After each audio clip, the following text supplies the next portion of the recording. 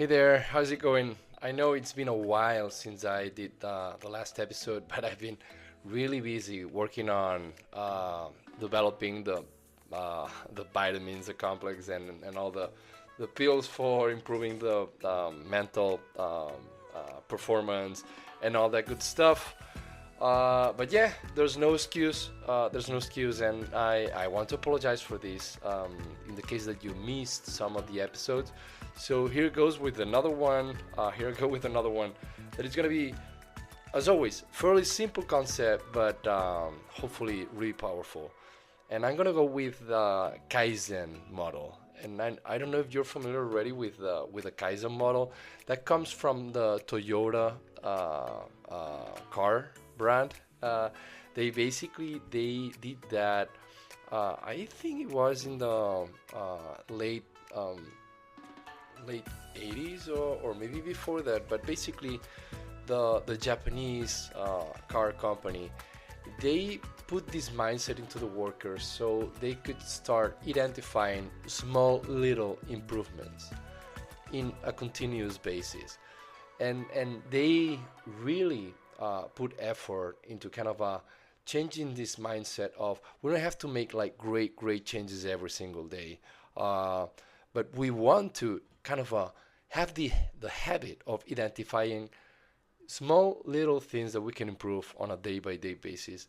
And by doing that, we're going to have a huge improvement by the end of a bigger period that on a continuous basis, if we start like doing small little changes, and we get used to it, we're going to have like an explosion of benefits at the end of a continuous period of improvement. And that was the basis of the Toyota. But interestingly enough, we always can see those improvements across different concepts and different mental models.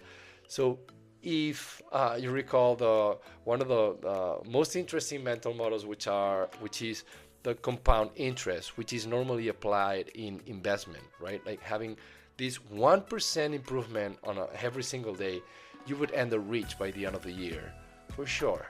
Because having compound interest, you compound, right? Basically, you have your main investment, and by the end of one period, you have a little bit more than before.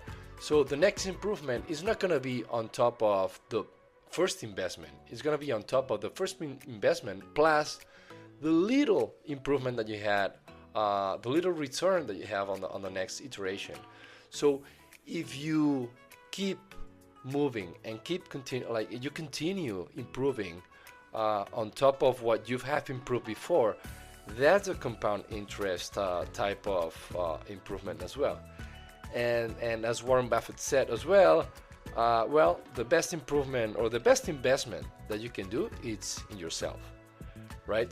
So just imagine if you can identify today something that you can improve on a single basis every day, and you start having this habit, right, of identifying a small little thing, then it's not a huge effort to improve, but you have this little thing that you want to improve, and then you make the habit of doing that stuff that you know that it's good for you.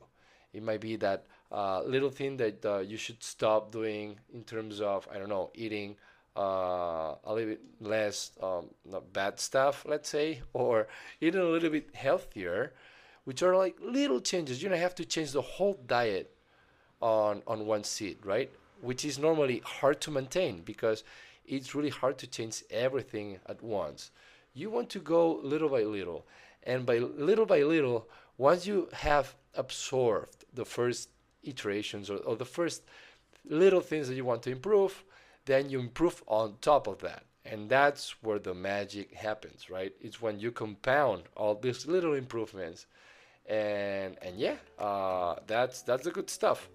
So I know that I'm not discovering the world to you right now, but sometimes kind of crossing and identifying like these um, pills across, right? Like, okay, the continuous improvement from the Kaizen model, and then you identify the compound interest, and then investment on ourselves.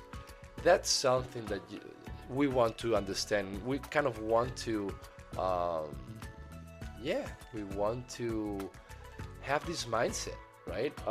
Kind of being like a second. It comes a natural to us basically when we want to exercise and execute on these concepts, right? So if we do that, then we will have a competitive advantage for sure. Because today we are in a phase that most of us we are dopamine addicts, right? And the technology is always making it super easy and super fast to get what we want. Not always for the best of us in the end, but we are having a lot of good stuff today in a really fairly easy way.